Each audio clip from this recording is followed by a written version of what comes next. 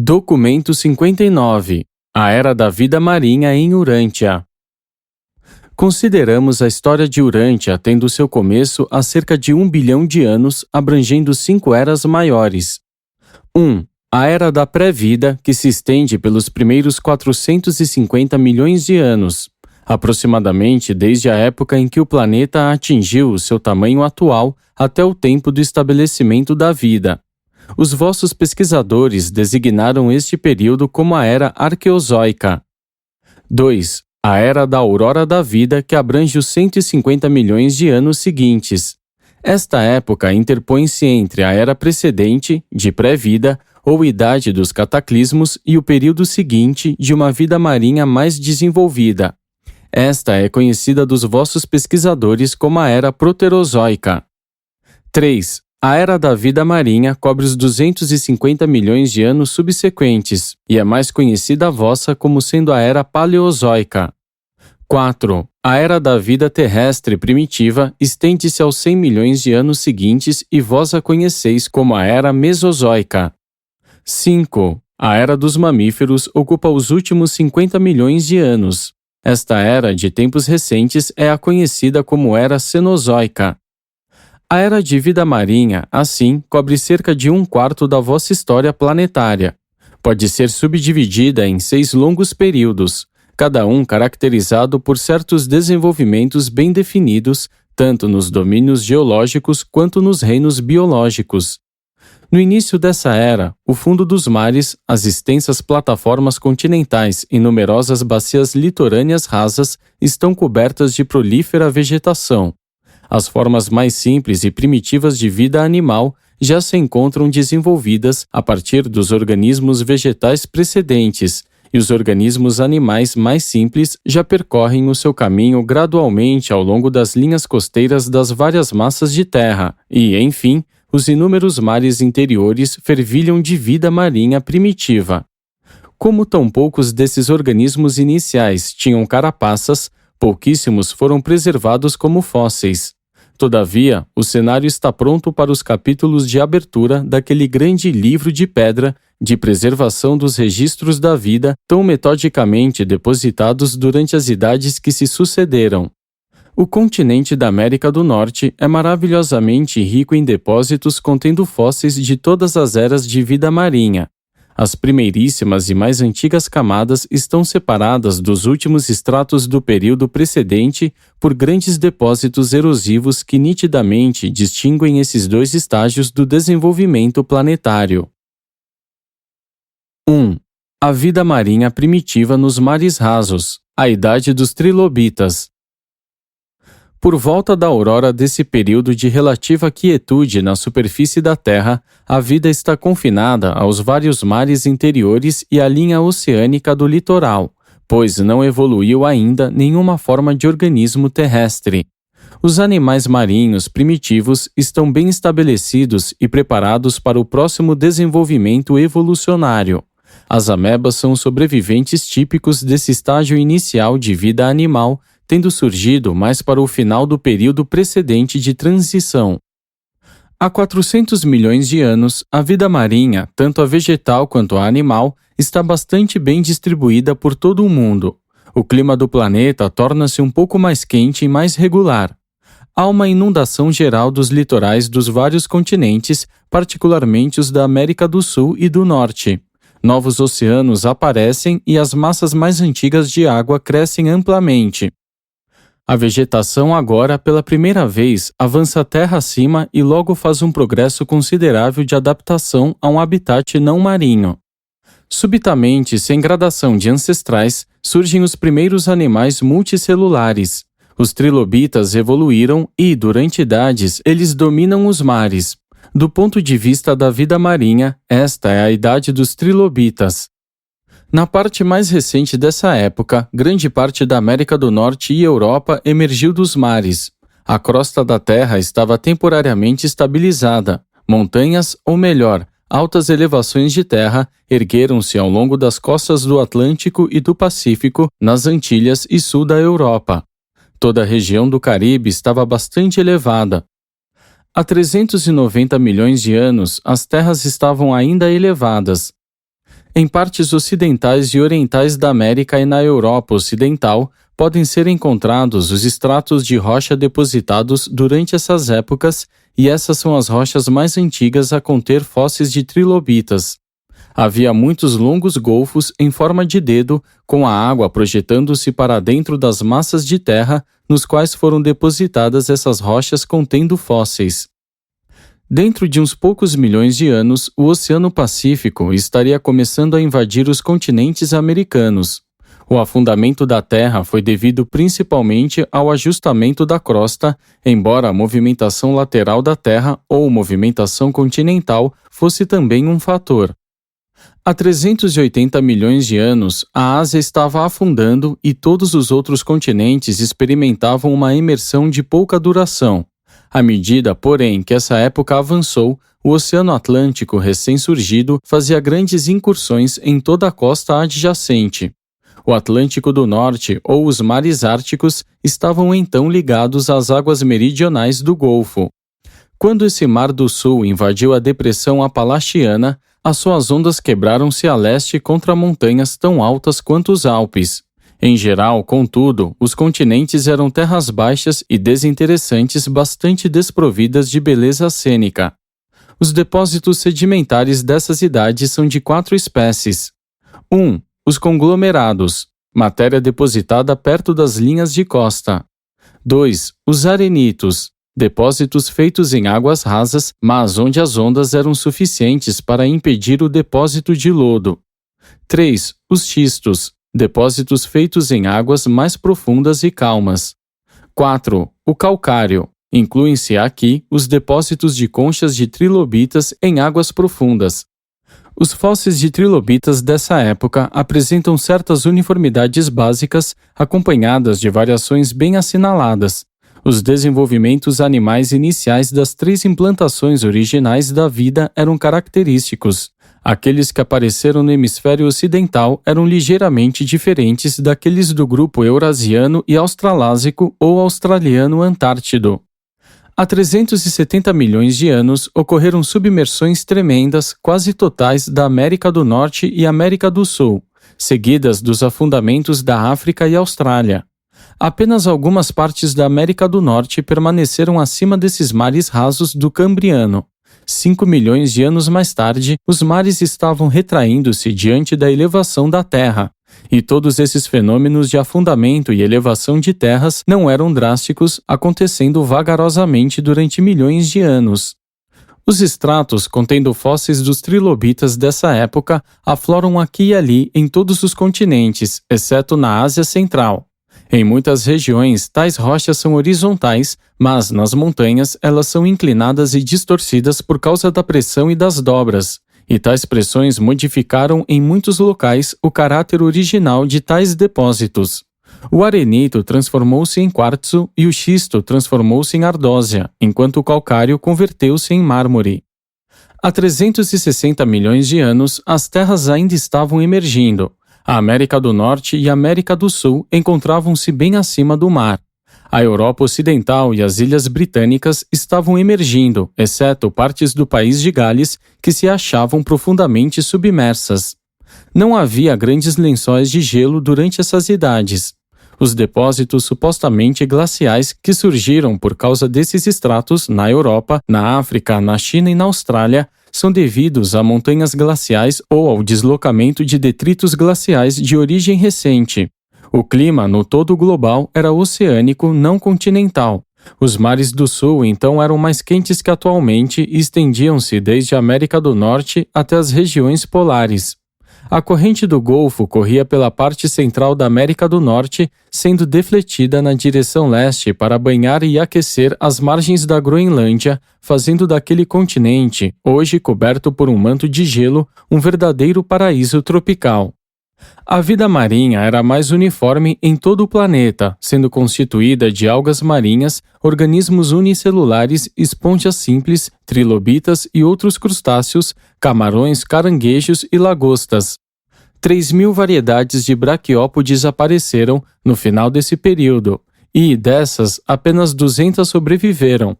Esses animais representam uma variedade de vida primitiva que chegou até o tempo presente praticamente sem se alterar. Mas os trilobitas eram as criaturas vivas predominantes. Eram animais sexuados e existiram em muitas formas. Sendo maus nadadores, flutuavam preguiçosamente na água ou se rastejavam ao longo do fundo do mar, encolhendo-se por autoproteção quando atacados pelos seus inimigos surgidos posteriormente.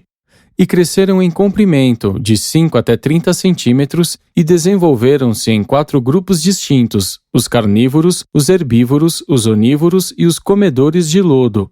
A capacidade de subsistir desse último grupo, em boa parte de matérias inorgânicas, sendo o último animal multicelular com essa capacidade, explica sua multiplicação e a sobrevivência prolongada.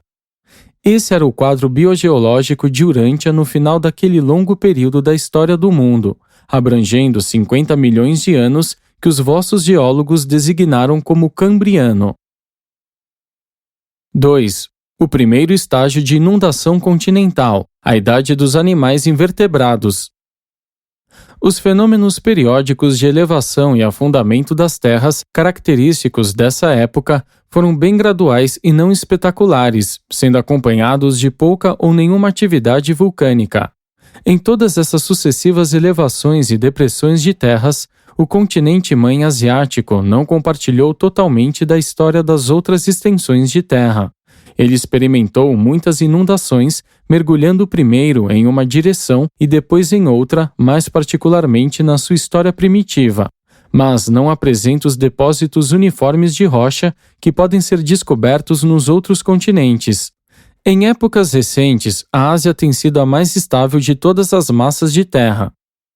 Há 350 milhões de anos, presenciou-se o começo da grande inundação de todos os continentes, exceto da Ásia Central.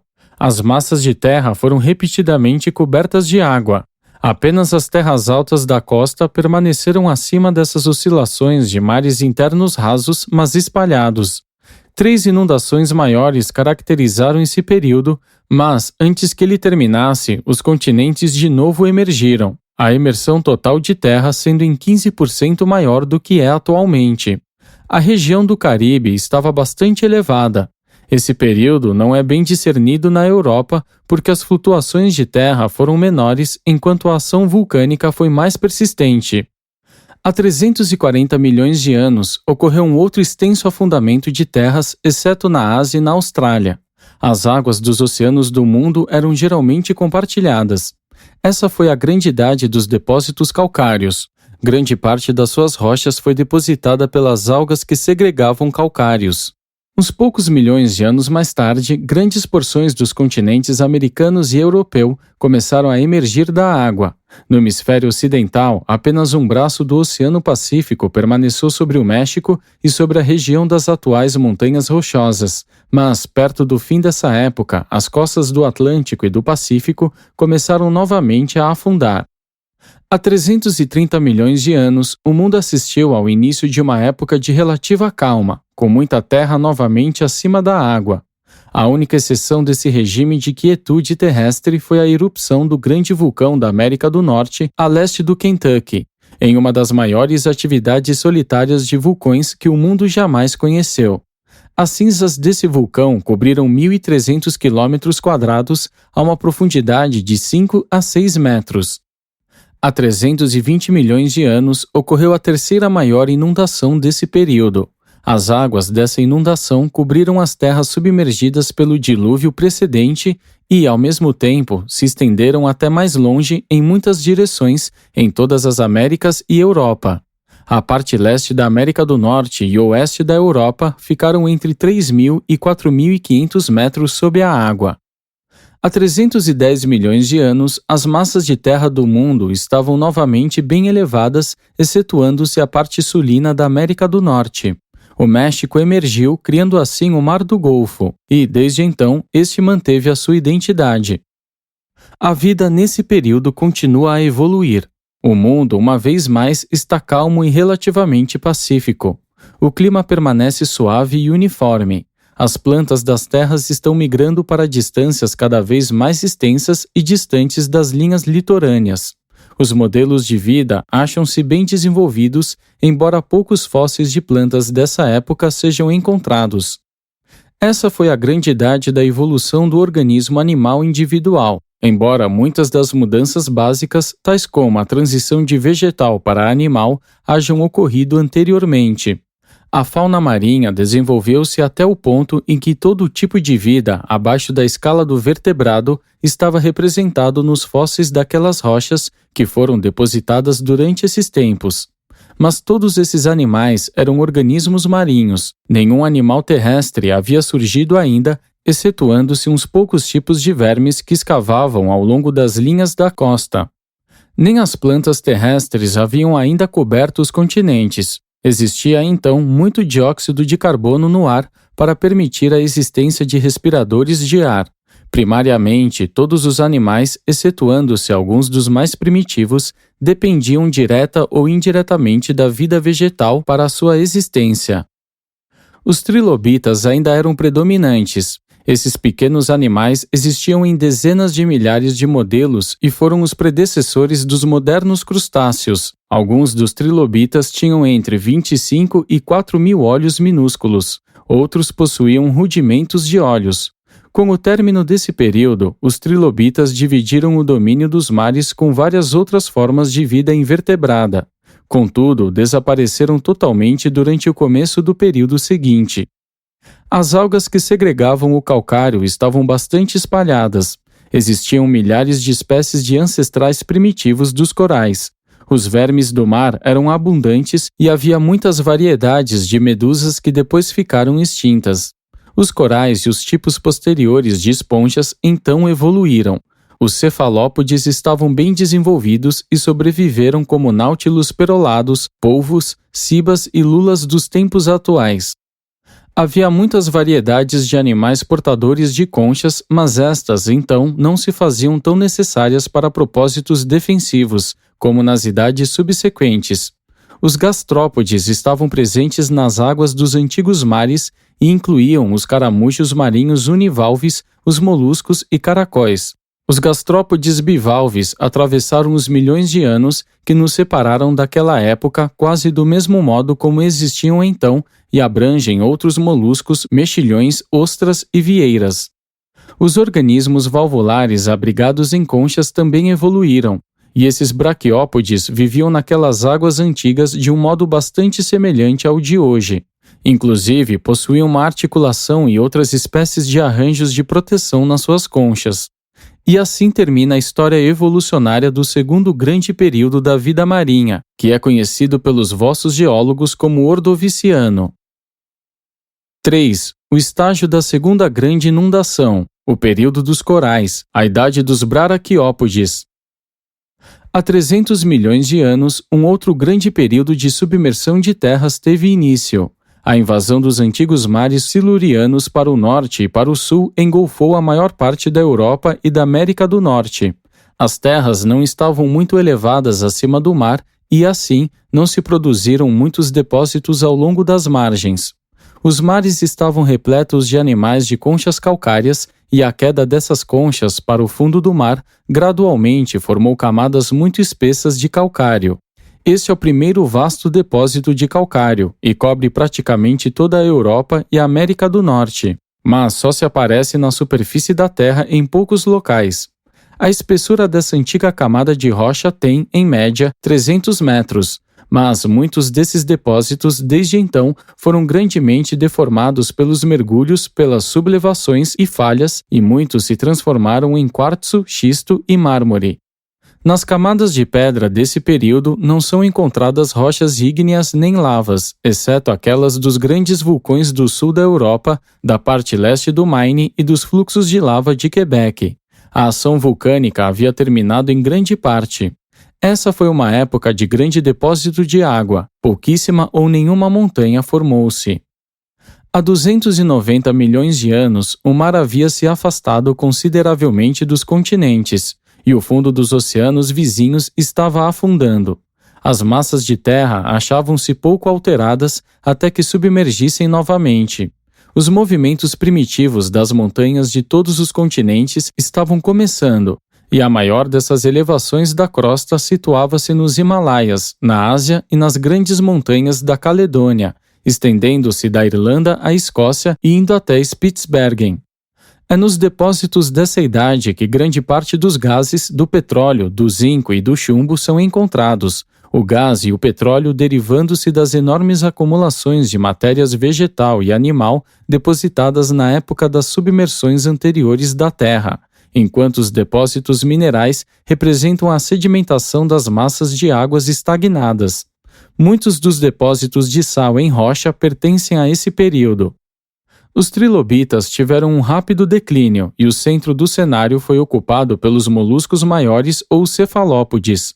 Esses animais cresceram até 5 metros de comprimento e cerca de 30 centímetros de diâmetro e tornaram-se os senhores dos mares. Essa espécie de animal apareceu de súbito e dominou a vida no mar. A grande atividade vulcânica dessa idade deu-se no setor europeu. Durante milhões e milhões de anos, essas erupções vulcânicas extensas e violentas não haviam ocorrido, do modo como fazem agora, em torno da calha do Mediterrâneo e especialmente na vizinhança das Ilhas Britânicas. Esse fluxo de lava sobre a região das Ilhas Britânicas aparece hoje sob a forma de camadas alternadas de lava e de rocha, em uma espessura de 8.000 metros. Essas rochas foram depositadas em fluxos intermitentes de lava que se espalharam sobre um leito raso de mar, intercalando-se assim com os depósitos de rocha, e tudo isso foi subsequentemente elevado muito acima do nível do mar. Violentos tremores de terra aconteceram no norte da Europa, notadamente na Escócia. O clima oceânico permaneceu suave e uniforme, e mares quentes banhavam as margens das terras polares. Fósseis de braquiópodes e outros animais marinhos podem ser encontrados nesses depósitos até o Polo Norte. Os gastrópodes, braquiópodes, esponjas e recifes de corais continuaram a crescer. O fim dessa época testemunha o segundo avanço dos mares silurianos e uma nova mistura das águas dos oceanos do Sul e do Norte. Os cefalópodes dominam a vida marinha, enquanto formas associadas de vida desenvolveram-se, diferenciando-se progressivamente. Há 280 milhões de anos, os continentes já haviam emergido em grande parte da segunda inundação siluriana. Os depósitos de rocha desse período de submersão são conhecidos na América do Norte como os calcários do Niágara, porque esse é o estrato de rocha sobre o qual as cataratas do Niágara caem agora. Essa camada de rocha estende-se desde as montanhas do leste à região do Vale do Mississippi, mas não avança mais para o oeste, exceto no lado sul.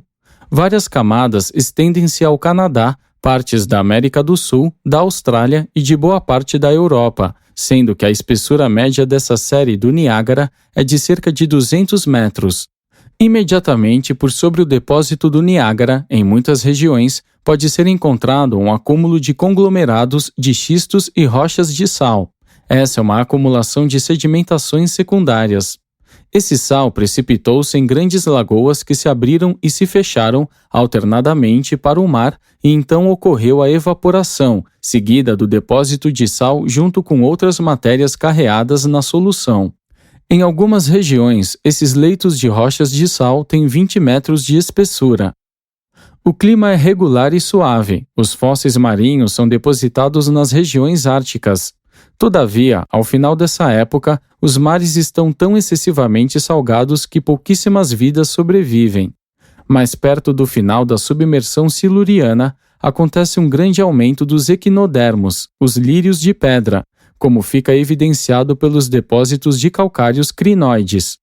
Os trilobitas quase desapareceram e os moluscos continuam sendo os monarcas dos mares. A formação de recifes de coral aumenta consideravelmente. Durante essa idade, nos locais mais favoráveis, os escorpiões aquáticos primitivos têm a sua primeira evolução.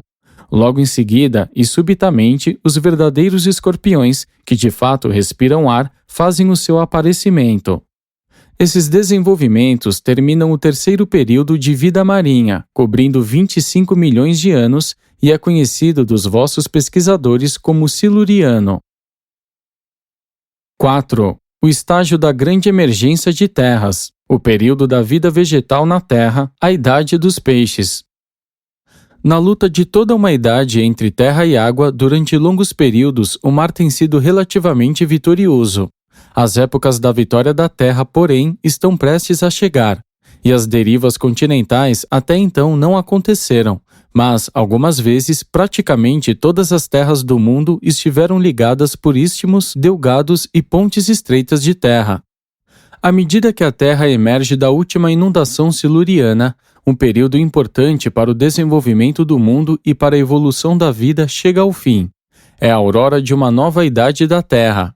A paisagem nua e sem atrativos das épocas anteriores começa a se cobrir de uma vegetação luxuriante, e as primeiras florestas magníficas irão logo aparecer. A vida marinha dessa idade estava bastante diversificada, devido à segregação primitiva das espécies. Porém, mais tarde, houve uma mistura e uma associação mais livre entre todos esses tipos diferentes. Os braquiópodes logo alcançaram o seu ápice, sucedidos pelos artrópodes, e os crustáceos cirrípedes fizeram a sua primeira aparição. Contudo, o maior acontecimento dentre todos foi o surgimento súbito da família dos peixes, e essa se tornou a Idade dos Peixes, o período da história do mundo caracterizado pelo tipo vertebrado de animais. Há 270 milhões de anos, os continentes estavam todos acima da água. Durante milhões e milhões de anos, nunca tanta terra havia estado acima da água ao mesmo tempo. Foi uma das épocas de maior imersão de terras em toda a história do mundo. 5 milhões de anos mais tarde, as áreas de terras da América do Sul e América do Norte, da Europa, da África, do Norte da Ásia e da Austrália estavam ligeiramente inundadas.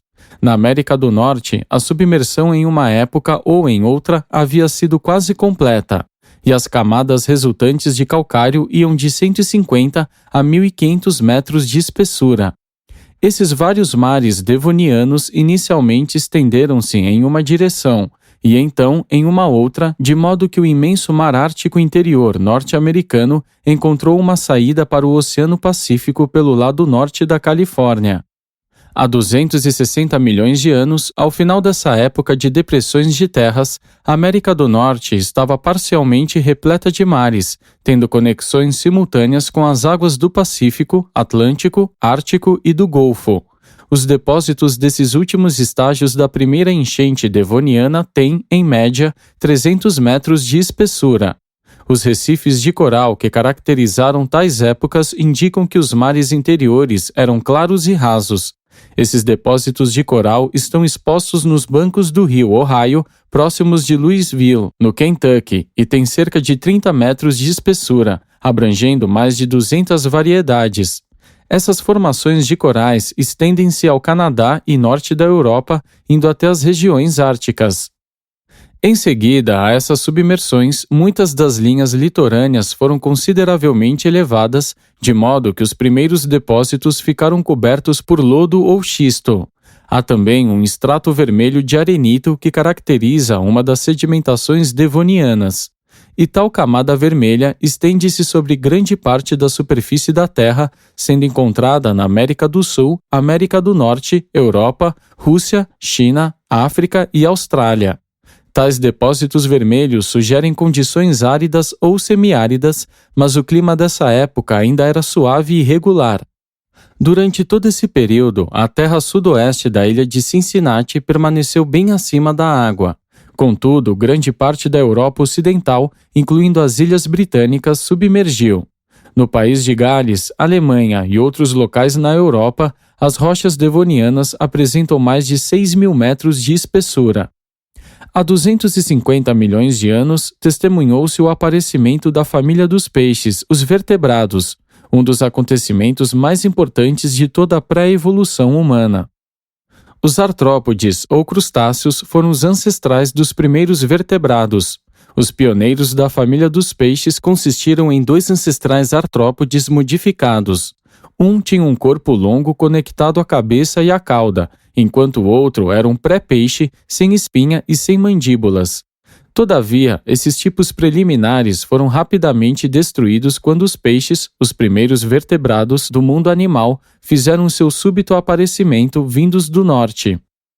Muitos dos maiores peixes verdadeiros pertencem a essa idade. Algumas das variedades com dentes alcançam 8 a 10 metros de comprimento. Os tubarões dos dias atuais são os sobreviventes desses antigos peixes. Os peixes com pulmões e couraças alcançaram o seu ápice evolucionário e, antes que essa época terminasse, os peixes já se haviam adaptado tanto às águas salgadas quanto à água doce. Verdadeiros estratos ósseos com dentes e esqueletos de peixes podem ser encontrados nos depósitos formados mais para o final desse período, bem como ricas camadas de fósseis situadas ao longo da costa da Califórnia, pois muitas baías abrigadas do Oceano Pacífico estendiam-se até as terras daquela região. A Terra estava sendo rapidamente tomada pelas novas ordens de vegetação terrestre. Até então, poucas plantas havia que cresciam na terra seca. Elas apenas cresciam nas proximidades da água. Agora, e de súbito, a prolífica família dos fetos, ou samambaias, apareceu e espalhou-se com rapidez sobre a superfície das terras, e rapidamente cresceu em todas as partes do mundo.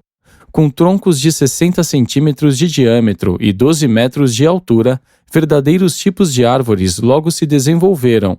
Mais tarde, as folhas evoluíram, mas essas variedades primitivas possuíam apenas folhagens rudimentares.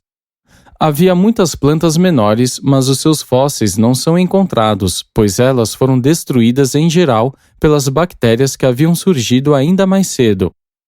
À medida que a Terra subia, a América do Norte tornava-se ligada à Europa por pontes de terra que se estendiam à Groenlândia.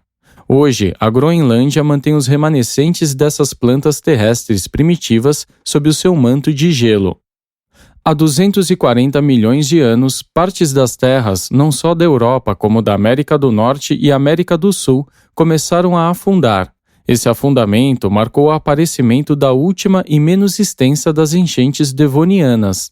Os mares do Ártico novamente moveram-se para o sul sobre grande parte da América do Norte. O Atlântico inundou uma grande parte da Europa e da Ásia Ocidental, enquanto o Pacífico Sul cobriu a maior parte da Índia. Essa inundação foi lenta no seu surgimento e igualmente lenta na sua retirada. As montanhas Catskill, ao longo da margem oeste do rio Hudson, constituem um dos maiores monumentos geológicos dessa época e podem ser encontrados na superfície da América do Norte. Há 230 milhões de anos, os mares continuavam a sua retirada. Grande parte da América do Norte estava acima da água e atividades vulcânicas intensas ocorreram na região de São Lourenço, Canadá. O Monte Royal, em Montreal, é o relevo erodido de um desses vulcões. Os depósitos de toda essa época são bem mostrados nas montanhas apalachianas da América do Norte, nas quais o rio Susquehanna sulcou um vale, expondo tais camadas sucessivas que atingiram uma espessura de mais de 4.000 metros. A elevação dos continentes continuou e a atmosfera estava ficando rica em oxigênio. A Terra achava-se recoberta de vastas florestas de fetos com 30 metros de altura e árvores típicas daqueles dias. Florestas silenciosas nas quais nenhum som era ouvido, nem mesmo o farfalhar de uma folha, posto que essas árvores não tinham folhas. E assim chegava ao final um dos períodos mais longos da evolução da vida marinha, a Idade dos Peixes. Esse período da história do mundo perdurou durante quase 50 milhões de anos e tornou-se conhecido dos vossos pesquisadores como Devoniano. 5. O estágio da movimentação da crosta, o período carbonífero das florestas de fetos, a Idade das Rãs. O surgimento dos peixes durante o período precedente marca o ápice da evolução da vida marinha. Desse ponto em diante, a evolução da vida terrestre torna-se cada vez mais importante. E esse período é aberto com um cenário quase que idealmente montado para o surgimento dos primeiros animais terrestres. Há 220 milhões de anos, uma grande parte das áreas das terras continentais, incluindo a maior parte da América do Norte, estava sobre as águas. A Terra estava repleta de uma vegetação luxuriante. Essa foi realmente a idade dos fetos.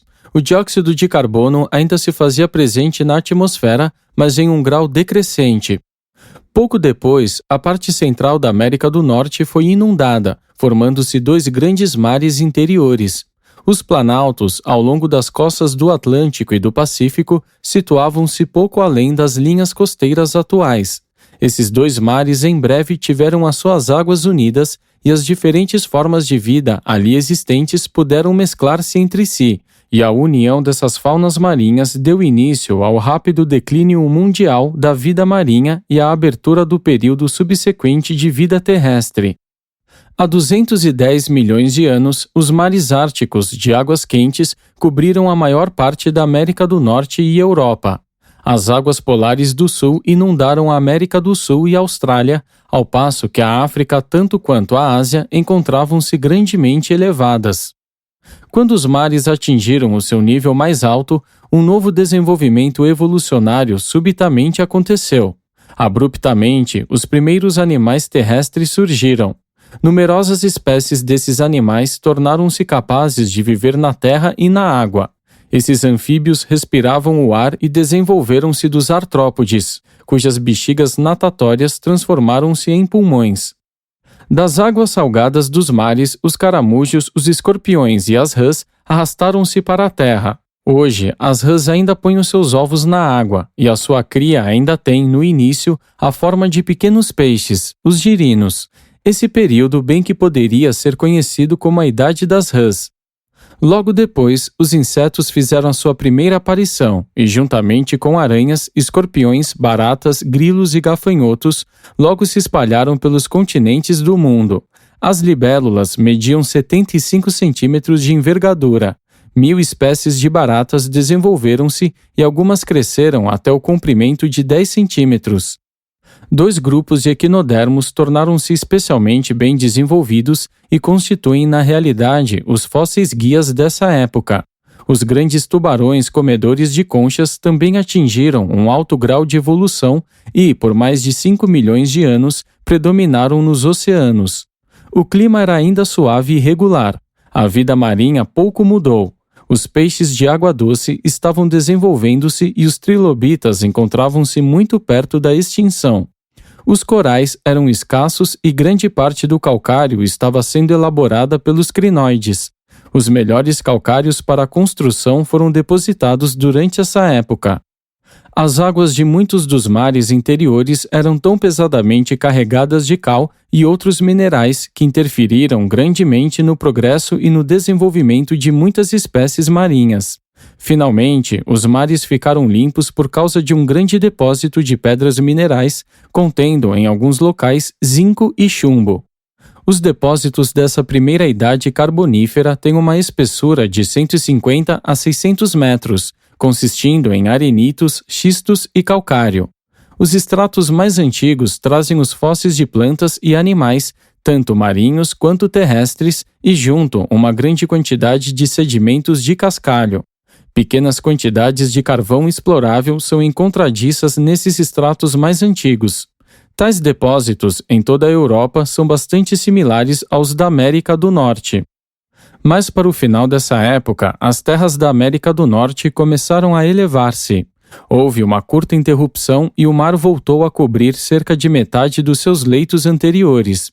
Essa foi uma inundação curta, e a maior parte da terra logo veio para bem acima da água. A América do Sul ainda estava ligada à Europa por intermédio da África. Essa época testemunhou o começo dos Vosges, da Floresta Negra e dos Montes Urais. Cotos de outras montanhas mais antigas são encontrados em toda a Grã-Bretanha e na Europa. Há 200 milhões de anos, os estágios realmente ativos do período carbonífero iniciaram-se.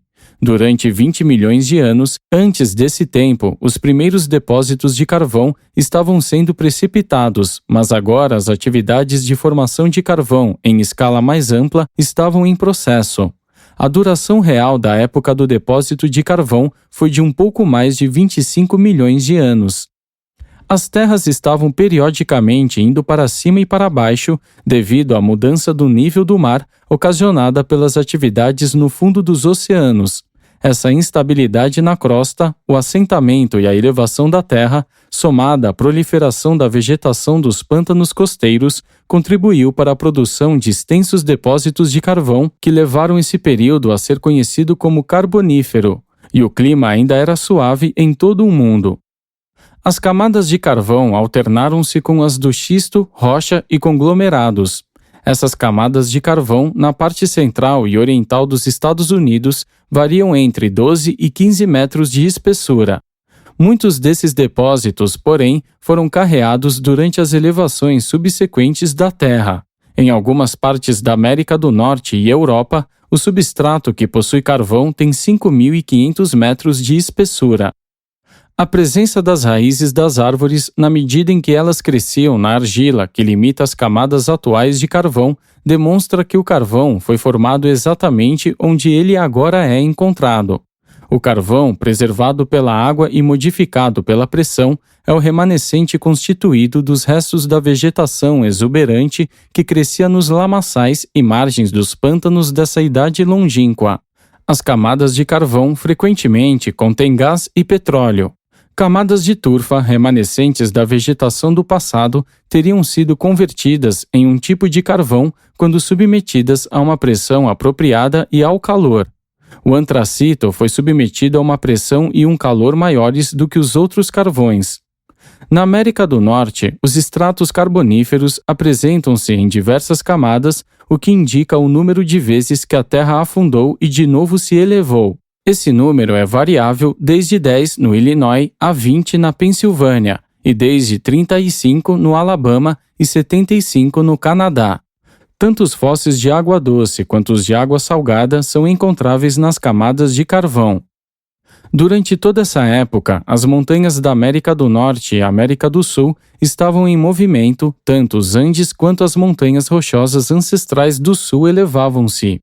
As grandes regiões de costas elevadas do Atlântico e do Pacífico começaram a afundar, tornando-se finalmente tão erodidas e submersas que as linhas da costa de ambos os oceanos afastaram-se até quase alcançarem a posição atual.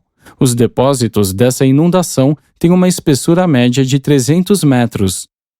Há 190 milhões de anos, testemunhou-se um alongamento para o oeste no Mar Carbonífero da América do Norte, sobre a região atual das Montanhas Rochosas, com uma saída para o Oceano Pacífico pelo norte da Califórnia. O carvão continuou a ser depositado em todas as Américas e Europa, camada sobre camada, à medida que as terras da costa elevavam-se e afundavam-se durante essas idades de oscilação da linha costeira dos mares. Há 180 milhões de anos, chegou-se perto do fim do período carbonífero, durante o qual o carvão se havia formado em todo o mundo, na Europa, Índia, China, África do Norte e Américas. Ao final do período de formação do carvão, a parte da América do Norte, situada a leste do vale do rio Mississippi, elevou-se, e a maior parte dessa região permaneceu, desde então, acima do mar. Esse período de elevação da Terra marca o começo das montanhas atuais da América do Norte, tanto na região apalachiana quanto no oeste. Os vulcões estavam ativos no Alasca e Califórnia, bem como nas regiões de formação montanhosas da Europa e Ásia. A parte leste da América e a parte oeste da Europa estavam ligadas pelo continente da Groenlândia. A elevação das terras começou a modificar o clima marinho das eras precedentes e substituí-lo por um começo de clima continental menos ameno e mais variável. As plantas desses tempos eram portadoras de esporos, e o vento era capaz de disseminá-los em todas as direções. Os troncos das árvores carboníferas tinham, em geral, 2 metros de diâmetro e 35 metros de altura. Os fetos modernos são verdadeiras relíquias dessas idades passadas. Em geral, essas foram épocas do desenvolvimento de organismos de água doce. Pouca mudança ocorreu na vida marinha já existente, mas o destaque fundamental desse período foi o surgimento súbito das rãs e seus muitos primos. Os traços característicos da vida da idade do carvão foram os fetos e pelas rãs. 6. O estágio da transição climática, o período das plantas de sementes, a idade da tribulação biológica. Esse período marca o fim do desenvolvimento evolucionário essencial na vida marinha e a abertura do período de transição que levou às idades subsequentes dos animais terrestres. Essa foi uma idade de grande empobrecimento da vida. Milhares de espécies marinhas pereceram, e mal a vida se havia estabelecido na Terra. Foi uma época de atribulação biológica, a idade em que a vida quase desapareceu da face da Terra e da profundeza dos oceanos. Ao se aproximar o final da longa era de vida marinha, havia mais de 100 mil espécies de coisas vivas na Terra. E, ao fim desse período de transição, menos de 500 haviam sobrevivido. As peculiaridades desse novo período não se deviam tanto ao resfriamento da crosta da Terra, nem à longa ausência de atividade vulcânica, mas a uma combinação inusitada de influências corriqueiras e pré-existentes, as diminuições dos mares e a crescente elevação de enormes massas de terras. O suave clima marinho das épocas anteriores estava desaparecendo, e o tipo mais rude de clima continental se desenvolvia rapidamente. Há 170 milhões de anos, grandes ajustamentos e mudanças evolucionárias estavam ocorrendo em toda a face da Terra. As terras estavam elevando-se em todo o mundo, enquanto os leitos dos oceanos afundavam. Espinhaços montanhosos isolados surgiram. A parte leste da América do Norte estava bem acima do mar. A parte oeste elevava-se lentamente. Os continentes estavam cobertos de lagos salgados, grandes e pequenos, e de numerosos mares interiores ligados aos oceanos por estreitos. A espessura dos estratos desse período de transição varia entre 300 e 2.100 metros. A crosta da Terra sofreu dobras consideráveis durante essas elevações das terras. Esse foi um tempo de emersão continental, excetuando-se o desaparecimento de algumas pontes de terra, que incluem aquelas entre os continentes que há tanto tempo tinham estado ligados, como a América do Sul e a África, bem como a América do Norte e a Europa. Gradualmente, os lagos e mares internos estavam secando em todo o mundo. Montanhas isoladas e geleiras regionais começaram a surgir, especialmente no hemisfério sul. E, em muitas regiões, os depósitos glaciais dessas formações locais de geleiras podem ser encontrados, mesmo entre alguns dos depósitos mais superficiais e recentes de carvão. Dois fatores climáticos novos surgiram: a invasão glacial e a aridez. Muitas das regiões mais altas da Terra haviam se transformado em regiões áridas e estéreis. Durante esses tempos de mudanças climáticas, grandes variações também ocorreram na vida vegetal terrestre. As plantas de sementes tiveram a sua primeira aparição e proporcionaram um suprimento melhor de alimento para a vida animal terrestre subsequentemente em progresso. Os insetos passaram por uma mudança radical. Os estágios de repouso evoluíram até satisfazer as exigências da suspensão da animação durante o inverno e as secas. Entre os animais terrestres, as rãs alcançaram o seu apogeu na idade precedente e rapidamente declinaram, mas sobreviveram por poderem viver longamente, até mesmo nas poças e nos açudes a ponto de secar daqueles tempos longínquos e extremamente difíceis. Durante essa idade de declínio, na África, as rãs deram seu primeiro passo para evoluir até se transformarem em répteis. E, posto que as massas de terra permaneceram ainda ligadas entre si, essa criatura pré-réptil, respiradora de ar, espalhou-se por todo o mundo. Nessa época, a atmosfera estava tão modificada que servia admiravelmente para sustentar a respiração animal. Foi pouco depois da chegada dessas rãs pré-répteis que a América do Norte ficou temporariamente isolada, de comunicação cortada com a Europa, Ásia e América do Sul. O resfriamento gradual das águas dos oceanos contribuiu muito para a destruição da vida oceânica. Os animais marinhos daquelas idades refugiaram-se temporariamente em 3 abrigos favoráveis: a atual região do Golfo do México, a Baía do Ganges, na Índia, e a Baía Siciliana da Bacia do Mediterrâneo. E foi dessas 3 regiões que as novas espécies marinhas, nascidas da adversidade, mais tarde partiram para repovoar os mares.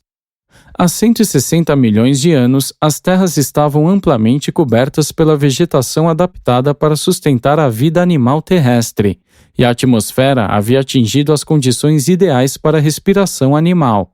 Assim termina o período de redução da vida marinha e os tempos de provação, de adversidade biológica que eliminaram todas as formas de vida, exceto aquelas que possuíam valor de sobrevivência e que, portanto, estavam qualificadas para funcionar como ancestrais da vida de desenvolvimento mais rápido, e mais altamente diferenciada das idades que se seguiram na evolução planetária.